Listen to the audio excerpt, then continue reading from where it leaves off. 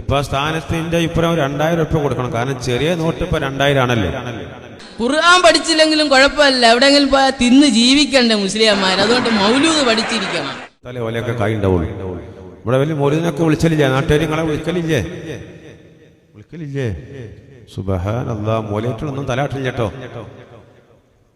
നിങ്ങൾ വിളിച്ചെങ്കിലേ മൗലൂദ് ഇപ്പൊ റബീഉൽ മാസം കഴിഞ്ഞപ്പോ വിലക്കീസ് കായ് ഉണ്ടാവണം. കാരണം നിങ്ങൾ വിളിച്ചെങ്കിലേ ഉണ്ടാവുള്ളൂ.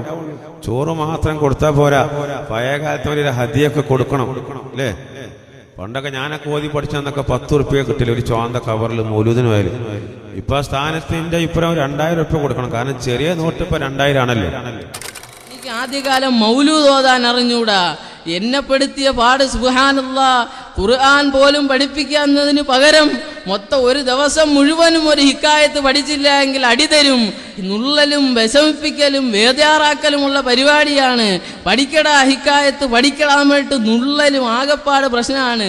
ഖുർആൻ പഠിച്ചില്ലെങ്കിലും കുഴപ്പമില്ല, എവിടെയെങ്കിലും പോയാൽ തിന്ന് ജീവിക്കണ്ടേ മുസ്ലിംമാർ. അതുകൊണ്ട് മൗലൂദ് പഠിച്ചിരിക്കണം. അന്നുള്ള നിലക്കുള്ള സമ്പ്രദായങ്ങൾ എങ്ങനെ പഠിപ്പിച്ചുകൊണ്ടിരിക്കുന്നത്. കഞ്ഞി പാറ്റ വീഴുമെന്ന് കണ്ടാൽ കണ്ടോനെ എറിഞ്ഞേക്കും.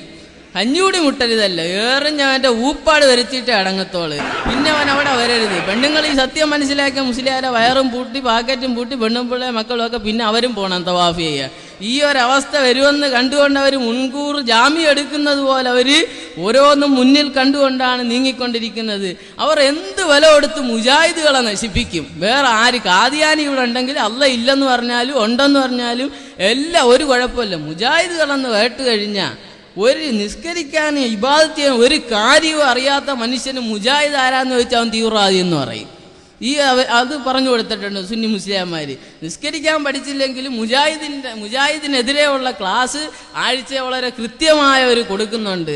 അൽഹംദുലില്ലാഹ്, നടക്കട്ട്. പേരോടുള്ളിടത്തോളം കാലം ഇൻഷാ അല്ലാഹ് മുജാഹിദുകൾക്ക് വളരെ വ്യക്തമായിട്ട് വേരോടും അവിടെ ഇൻഷാ അല്ലാഹ്. അതിനൊരു കുഴപ്പമില്ല. ആൾക്കാർ മനസ്സിലായിക്കൊണ്ടിരിക്കുകയാണ് പൊള്ളത്തരങ്ങൾ.